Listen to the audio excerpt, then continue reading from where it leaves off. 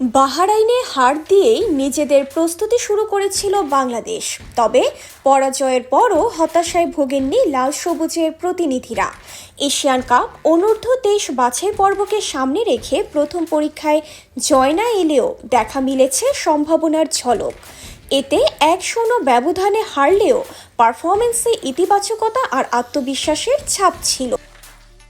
অবশ্য একই প্রতিপক্ষের বিপক্ষে দ্বিতীয় ও শেষ প্রস্তুতি ম্যাচে নামবে যুবারা।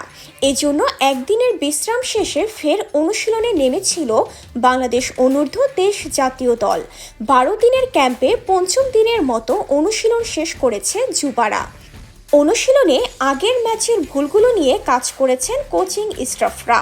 গরমের মাত্রা বেশি থাকার পরও নিজেদের দৃঢ়তা দেখিয়ে ভুলগুলো সংশোধনে মনোযোগ দিয়েছেন ফুটবলাররা, যা মূল পর্ব নিশ্চিতে কাজে লাগাতে চায় লাল সবুজ শিবির। আজকে মূলত ওই ম্যাচের ভুলভ্রান্তিগুলো নিয়ে কাজ করার চেষ্টা করেছে কোচ এবং ছেলেদেরকে বোঝানোর চেষ্টা করেছে আসলে আমাদের দুর্বলতাগুলো, এবং ওগুলো নিয়ে কাজ হয়েছে এবং আলহামদুলিল্লাহ ছেলেরা ভালো কাজ করেছে এবং কোচও খুশি আমাদের আজকে ট্রেনিং সেশনের পর। ইনশাআল্লাহ সামনের ম্যাচগুলোতে আমরা আরো ভালো করব। এদিন প্রায় 90 মিনিট অনুশীলন করেছেন ফুটবলাররা। আসন্ন ম্যাচে জয় পাওয়াই মূল লক্ষ্যে সাইফুল বাড়িয়ে শিষ্যদের। অনেক গরমের মধ্যেও আমরা কষ্ট করে যাচ্ছি, ভুলভ্রান্তিগুলো আমরা রাইট করে এটা এএফসির টুর্নামেন্টে কাজে লাগবে। আমাদের ট্রেনিং সেশনটা অনেক ভালো গেছে, সবাই ঠিকঠাক আছে, সমস্যা নেই। আশাবাদের জন্য দোয়া করবেন, আমরা যেন নেক্সট ম্যাচ উইন হতে পারি। আগামী 3, 6 ও 9 সেপ্টেম্বর শুরু হবে মূল লড়াই।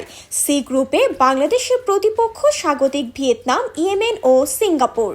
11 গ্রুপ থেকে প্রতিটি গ্রুপের চ্যাম্পিয়ন এবং সেরা 4 রানার্স আপ আগামী বছরের এএফসি এশিয়ান কাপ অনূর্ধ্ব-23 মূল পর্বে জায়গা করে নেবে।